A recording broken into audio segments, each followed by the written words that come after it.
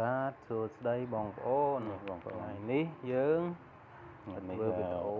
ថ្មីមួយទាក់ទងធ្វើស្រាព្រីងបងប្អូនព្រីងស្រាព្រីងនេះបើស្មិនព្រីងយើងជាបងប្អូនស្រាគេថាព្រីងធំជិះគេហៅថាព្រីងដោះក្របីបងប្អូនព្រីងនេះយើងធ្វើទៅវាមានសាច់ច្រើនជាងអាព្រីងទាំងអស់ហ្នឹងប្រហែលជា10គីឡូហើយព្រីងរបស់យើងនេះគឺបាន10គីឡូលាងហើយយើងសម្ដិលឲ្យវាស្ងួតទឹកបន្តិចទៅបងប្អូនមិនដើម្បីយើងធ្វើស្រាឲ្យមានរសជាតិឆ្ងាញ់ហើយយើងធ្វើស្រានេះវាបន្ទុំបងប្អូនមិនមែនបាត់ទេឆេនោះវា5គីឡូយើងធ្វើស្រានេះបន្ទុំនេះគឺយើង4គីឡូធ្វើជាលក្ខណៈងាយទេបងប្អូនហើយក៏រយៈពេលខ្លីដែលយើងអាចបានហូបស្រារបស់យើងព្រីងរបស់យើងហ្នឹងគឺមានចំនួន9គីឡូបងប្អូនជិត10គីឡូហើយសម្ភារៈរបស់យើងហ្នឹងគឺមានព្រីងហើយនឹងមានធុងហើយនឹងមានធុងសម្រាប់ដាក់ព្រីងដែលយើងបាច់វាបងប្អូនឥឡូវនេះយើងកំពុងតែរៀបត្រៀមនឹងយកព្រីងដើម្បីច្របាច់បងប្អូនធ្វើស្រាព្រីងរបៀបនេះគឺយើងឆាប់បានហូបបងប្អូនយើងធ្វើផ្ងំប្រហែលជា10ថ្ងៃ15ថ្ងៃក៏បានដែរបងប្អូនវាយើងអាចចាក់ស្រាចូលបានណាបងប្អូនបើធ្វើរបៀបមួយទៀតបើយើងដាក់មេស្រាឬមួយក៏មេតប៉ែអីក៏នោះបងប្អូនអានោះយើងអាចដល់6ខែ6អីនោះប៉ុន្តែអានោះយើងចេញមកជាស្រាតែម្ដងបើយើងធ្វើនេះវាអត់ចេញជាស្រាទេយើងធ្វើហើយឲ្យវាកាច់ហើយយើងចាក់ស្រាចូលម្ដងយើងចាក់ស្រាចូលបងប្អូនបាទឥឡូវនេះយើងកំពុងតែច្បាស់ព្រីងឲ្យបែកសាច់បងប្អូនបាទឥឡូវនេះយើងច្របាច់វាអស់មកវគ្គហើយយើងដាក់មកវគ្គទៀតបងប្អូនស្រោមដៃមានតែមួយខាងបងប្អូនបាទបើមាន2យើងច្របាច់ម្ដងទាំង2ដៃសងខាងទៅបាទបងប្អូនតែខ្ញុំនេះមានមួយខាងហើយយើងច្របាច់តែមួយខាងទៅបាទស្រាព្រីងគឺមានរសជាតិឆ្ងាញ់មួយបែបបងប្អូនខុសពីត្រពាំងបាយជូរបន្តិចបាទវាមានរសជាតិខុសគ្នាតិចហ្នឹងបងប្អូនត្រពាំងបាយជូរមានរសជាតិផ្សេងពីនឹងបន្តិចស្រាញមានរសជាតិផ្សេងពីនឹងបន្តិចបាទឥឡូវនេះយើងច្របាច់វាហើយបងប្អូនបាទហើយក៏យើងយកចាក់នៅក្នុង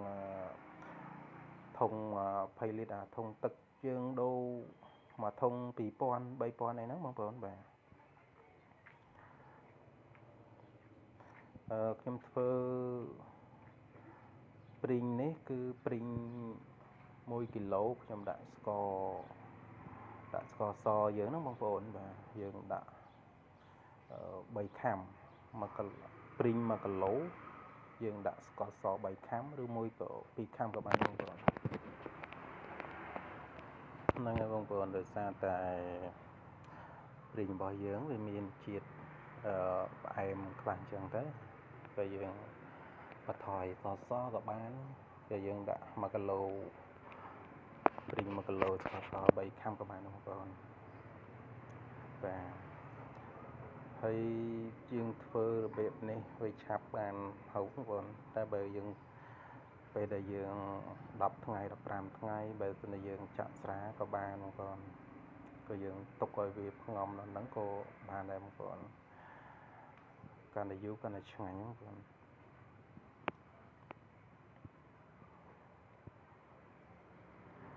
មានហើមពុះហើមអីដូចប៊ីយ៉ាទេបងប្អូននេះយើងវាយូរហូបម្ដងមួយថ្ងៃយើងហូបបន្តិចទៅក៏បានដែរបងប្អូនបាទយើងចាក់ស្ករស ចឹងទៅដើម្បីឲ្យវាកាច់បងប្អូនយើងដាក់ស្ករសដើម្បីឲ្យវាកាច់នឹងព្រីងរបស់យើងបងប្អូន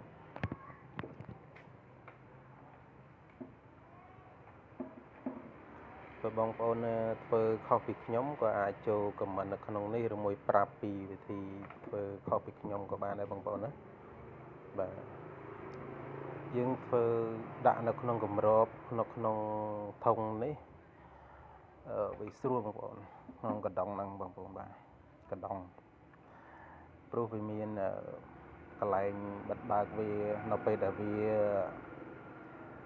ពេញហ្គាសអាហ្នឹងដល់ពេលហើយវាមានជាតិហ្គាសបងប្អូនវាជាតិហ្គាសហើរចេញមកបងប្អូនខ្លះណាគេធ្វើហើរចេញមកតែយើងអត់បានធ្វើអញ្ចឹងទេបងប្អូនបាទអញ្ចឹងម្ដងនេះបើបងប្អូនឃើញអញ្ចឹងហើយបងប្អូនត្រូវបញ្ចេញខ្យល់ហ្គាសហ្នឹងមួយថ្ងៃឲ្យបានម្ដងឬមួយក៏យ៉ាងយូរ2ថ្ងៃបងប្អូនព្រោះអានេះវាអាចឲ្យយើងធុងកណ្ដុងរបស់យើងនឹងផ្ទុះដែរបងប្អូនបាទកន្លែងបើកទឹកហ្នឹងបងប្អូនអៀងកណ្ដុងតិចមកយើងអាចបើកខ្យល់វាចេញបានខ្យល់ហ្គាសបងប្អូនបាទចឹងយើងធ្វើទុកបាន10ថ្ងៃ15ថ្ងៃក៏បានបងប្អូនចឹងយើងចាក់ស្រាទៅហើយវាកាច់បងប្អូនកាច់បានល្អបងប្អូនចឹងវីដេអូគឺមានតែប៉ុណ្្នឹងទេបងប្អូនបើបងប្អូនធ្វើខុសពីខ្ញុំអាចប្រាប់បានឬមួយខមមិនខាងក្រោមវីដេអូនឹងបានបងប្អូនបាទចឹងមានតែប៉ុណ្្នឹងទេបងប្អូនបាយបាយថ្ងៃក្រោយជួបគ្នាវីដេអូក្រោយ